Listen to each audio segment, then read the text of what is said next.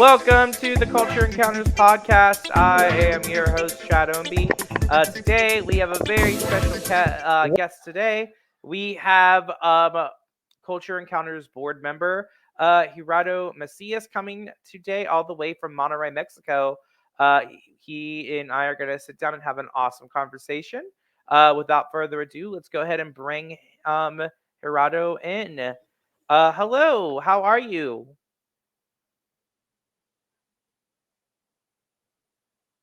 One second. I think your mic is off, my friend. There we There go. we go. Yeah. All right. Let me go ahead and bring Uh, you. Let me go ahead and bring you back in again, just so we can have it. Welcome again. Let me go ahead and bring in Gerardo. Hey Gerardo, how are you, man? Good. Thank you so much for having me. Yeah. And yeah, just really excited. Thank you. Yeah, thanks for being here. I'm excited too. I think this is going to be an awesome conversation. I can't wait to learn more about you. So, let's just go ahead and jump right in. So, Mhm. what brought you to the Culture Encounters organization, and ultimately, when you hear that word culture, what does that word mean to you?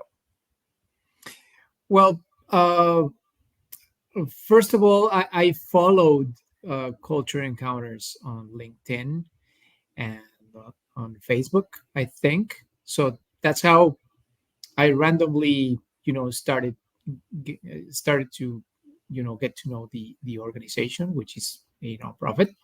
Um, and I've always been involved with nonprofits as a board member, as a volunteer.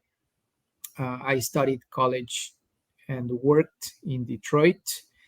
I studied fine arts, so I've always been involved in anything related to culture, education, etc. So when I saw that Culture Encounters was looking for board members, I immediately thought, "This is it." I wanted to go back um, to serve with my time at a nonprofit. So it was an immediate connection as well with the other board members and our founder.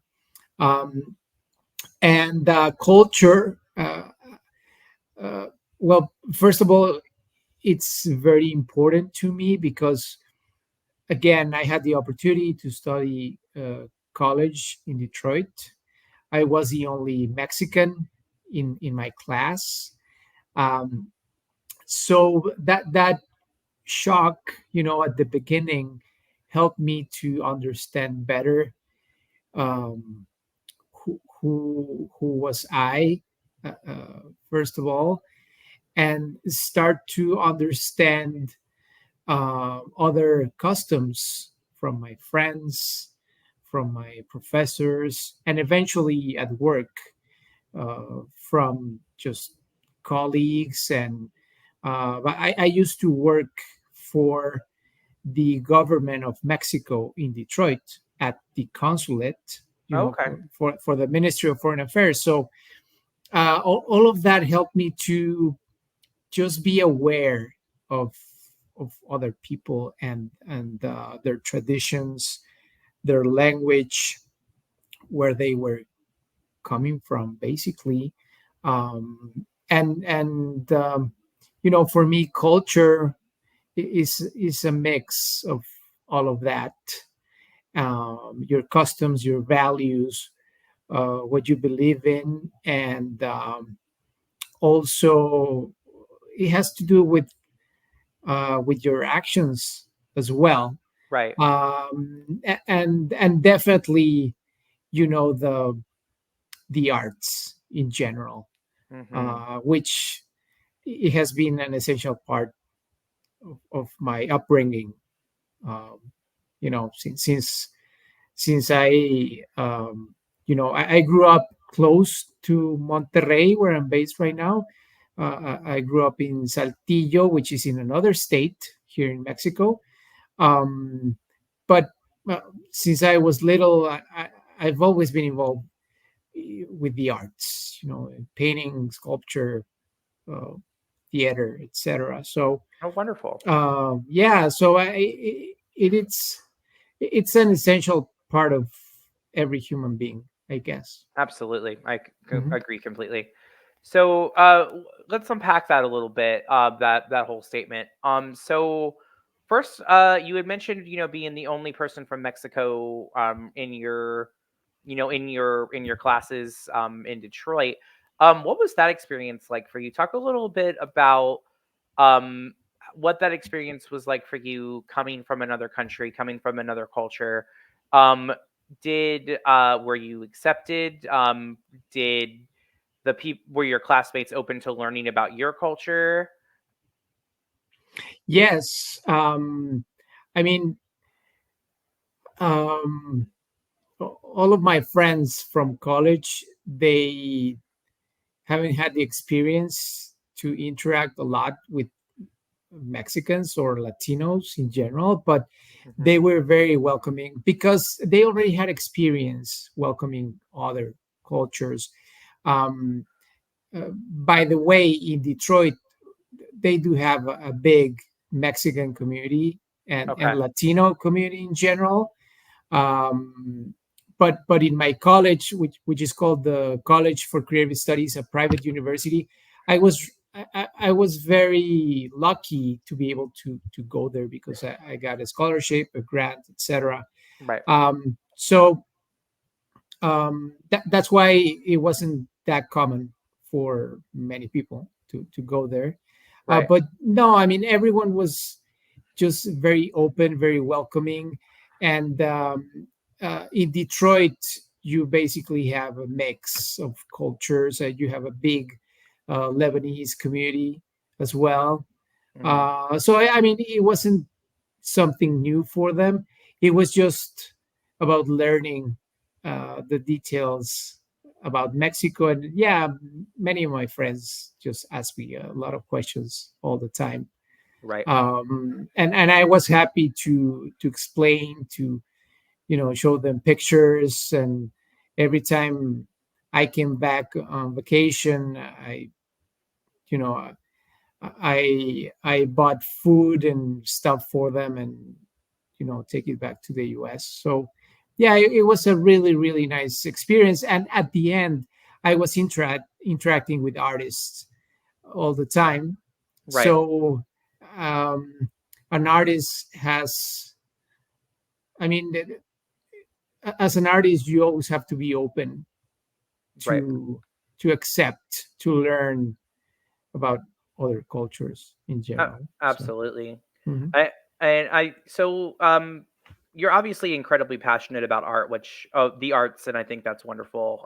With your, with your college background studying that, and you had mentioned you do a lot of painting and have a background in theater. So my question is kind of like the chicken or the egg kind of thing.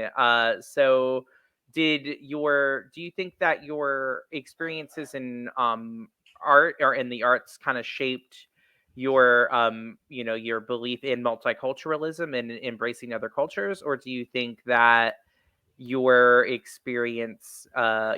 experiences Mm. and your beliefs on multiculturalism have translated into your art, or is it both? Is it a symbiotic type thing? um, I'm sure that it was all about my life experiences, because growing up in Saltillo, and then also I studied a while here in Monterrey as well. But um, we have very close-minded societies, and Sure. sometimes you live in a bubble, Right. like Right. anywhere else. I mean, I Sure. think that happens everywhere in the world. So it always helps to travel, For sure. to be able to live in another country, and experience the struggles and everything else that comes with it. And that helps you have a broader vision of the world, uh, and also helps you to accept other people at Right. the end. Yeah. So Absolutely. mhm. I think the arts are very important, for like you were saying, providing a gateway into understanding other people. I had to do a project. I'm in school right now for film studies. I'm a film student, Nice. and I took a class on cinema from other cultures and countries around the world. And I watched a movie. I don't know if you're familiar with Lucha Libre, Yes. but I watched a movie on. It was an old El Santo and Blue Demon Junior movie, and they were fighting zombies, Yeah. and I thought it was really cool, but I just thought it was really. I did research for the movie, and I was like, wow, these characters like El Santo and Blue Demon, they're not just like athletes, they're like folk heroes to people, and I'm Hmm. like that just shows like how art like reflects the culture there, and I just thought that that was really interesting, like how this art form of professional wrestling is just a like shows just how different something that is like we have wrestling in America, but it's completely different, completely different idea, completely different art form, but I think it just speaks volumes to the culture of Mexico and how they you can learn so much about a culture by their art forms, and I learned a lot just from doing research on this. Yeah, yeah, I agree. I grew up with lucha libre movies, and still in most of the cities, you can go to lucha libre, anytime, and it's a spectacle for sure. For sure. And it's way different. Yes, I agree to the one that you have Yeah. in the Oh, U.S. yeah. Yeah. It's not held in the same reverence in America for No. sure. Yeah. Uh, so, you had mentioned the arts, and it's obviously something you're very passionate about. Mhm. And like, we were saying, like, talking about lucha libre and how that's a provides a snapshot into Mexican culture. What are some things that might be from Mexican culture that have because America is a country of that's a melting pot. What are some things from Mexico maybe that you've noticed in America that have kind of started to be maybe integrated into American society that we Hmm. don't even think about? Like for me, the first thing that comes to mind immediately is other than chains of Mexican restaurants in America, like the wrestler Rey Mysterio, is a transplant from Lucha Libre. So to like if we have American fans of him, they need to acknowledge that that's the culture that he comes from.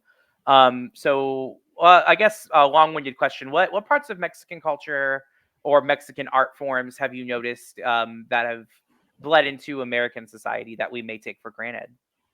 Well, definitely, as you mentioned, the food, it's a big part in the U.S. right now, in Mhm. terms. I mean, and this is from many years ago, when part of the U.S. was, I mean, belonged to Mexico, etc. So Right, all the Tex-Mex food, and the all the third and fourth generation, which is, I mean, I'm talking from recent years. I mean, the communities in California and Chicago, Detroit, um, Miami, which, by the way, in Miami, most of the people are from Cuba, Puerto Rico, etc. I mean, not that much from Mexico, but right, Mexican food has influenced, the American culture a lot. Um, and also, I mean, talking about the arts, the best muralists in history were born in Mexico, uh, and you can see the big influence, like Diego Rivera played in the arts in the U.S. And we're talking, I mean, from the 1940s and before that even. Um, if you've been to the Detroit Institute of Arts, you can visit Diego Rivera's murals that were paid by Edsel Ford, by the way. So, I mean, it's been an ongoing interaction uh, with, I mean, based in the arts, and also thanks to the migrant community Right. that goes to the US every year to work in the fields. I mean, that's still happening. Um, and yeah, I mean, let's not talk about all the other immigration that you guys have. So Sure, sure. um, yeah, I mean, there are a lot of things that we can talk about, but those are the main ones, and these are the ones also that I've had a close experience with, because when I lived in Detroit, and now that I travel to the US, mostly to Detroit, Chicago, Mhm. California. I mean, you can still see that, and now, um, in cinema, you can see the big influence of of the Latino community in general, Right. with these big actors now that have become famous, and even maybe in some techniques in filming, you know. Interesting. Yeah. Yeah, yeah. So I'd never even thought about that. I know, I because so much of our culture, like as far as certain things are heliocentric, but there is so much more to that as far as the entertainment industry goes. So like, we in the acting world, we learn all about Shakespeare and Konstantin Stanislavski and all of these amazing, amazing talented artists, but we don't hear as much about the artists from the Latin, community that would have contributed to the history of theater or then, in transitioning into film. So that I'm really glad you brought that point up because I hadn't even thought about that either about how the filmmaking techniques might even be different and even the acting might be a different style of acting that, is now being integrated into American cinema. So that's an incredibly interesting point, and that's a whole podcast into itself. yeah, I know. Yes. Exploring that for sure. So um, we're I want to talk about food again really quickly. Mhm. So, um, what level of when you go to restaurants in or see, I guess, restaurants in Mexico or excuse me, restaurants in America that Mhm. claim to be Mexican, especially the ones that are chains. What's the level of authenticity at of those restaurants? Do they vary? It varies a lot.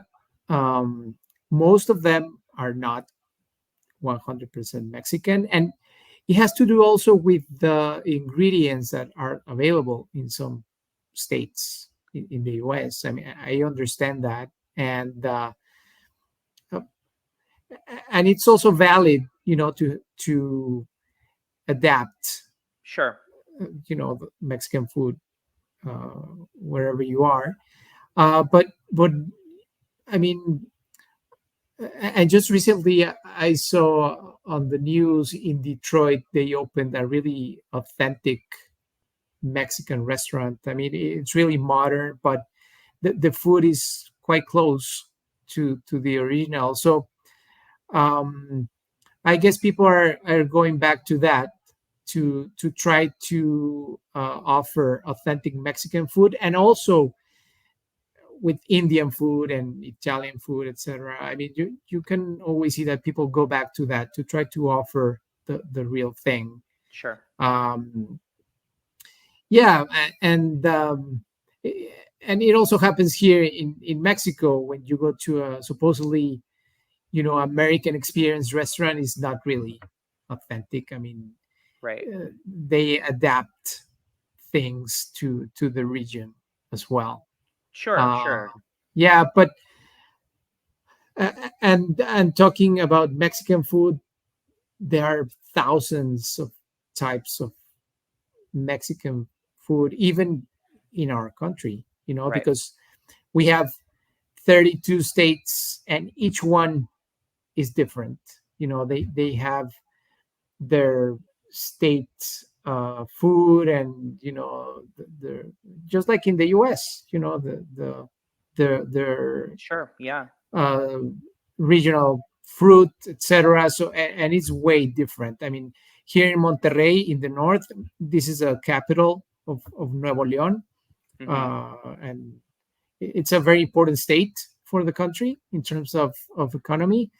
But we're accustomed to beef and beans and goat is very common Hmm. in the cuisine. But if you go to the south, like for example to Veracruz on the Gulf of Mexico, you'll find a mix of Cuban and Mexican food because of the immigration that we had. I don't know, Right. like 300 years ago. Got you. Um, so it varies a lot. And sometimes when you are in the US, you only think about tacos or enchiladas, as Mexican food, but we have so many other things For sure. that I think are a good idea just to experience and investigate. And I've seen some restaurants in California and Michigan again that explore those other types of Mexican food. Awesome. I'm glad that at least they're being somewhat explored. I Yeah. think you brought up an interesting point there. When we, sometimes when we think about other cultures and other countries, we think about them as the whole, and we don't even think about the fact that there are going to be even cultures within that culture, or Mhm. even within that country. Like, when you think, oh, Mexico, cool. It's, you have like the image of what Mexico is in your brain, but that could vary. From what you're saying, it sounds like that could vary very almost drastically depending on where you are. I think that's an important um, thing to recognize. So my last question for you is about Monterey specifically. If Mhm. somebody had 24 hours to Okay. spend in Monterey as a visitor, what is the one thing that you would tell them they absolutely have to do while they're there? Food. Well, yeah, if you had to visit Monterrey only for 24 hours, Yes. you should definitely, and what I usually do with friends that visit, I take them to try cabrito, goat. Okay. Always take them to the Contemporary Art Museum, which is awesome in downtown Monterrey, which is called Marco, Museo de Arte Contemporáneo. I take them to the cathedral as well, which is important. And right across the street, you can almost right across the street, you can check out where Monterrey was founded. Oh wow. Monterrey is an old city, but also then you have the modern part of the city. We have really nice modern buildings. We have the tallest building in Latin America as well. Ooh. We have a financial district, which is awesome. Uh, I mean, at the end, Monterrey is the second largest city in the country, and we're very well known for all the industrial sector, finance, real estate, and we have a lot of investment from the US, Canada, France, Hmm. Korea.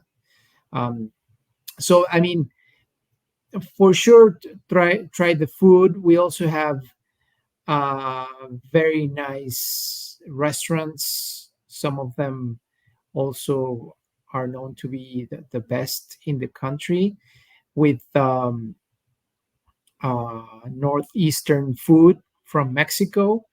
So that's also a really nice experience. And now um, we also have a lot of um, touristic places that are being promoted, like Chipinque, right up on the mountains.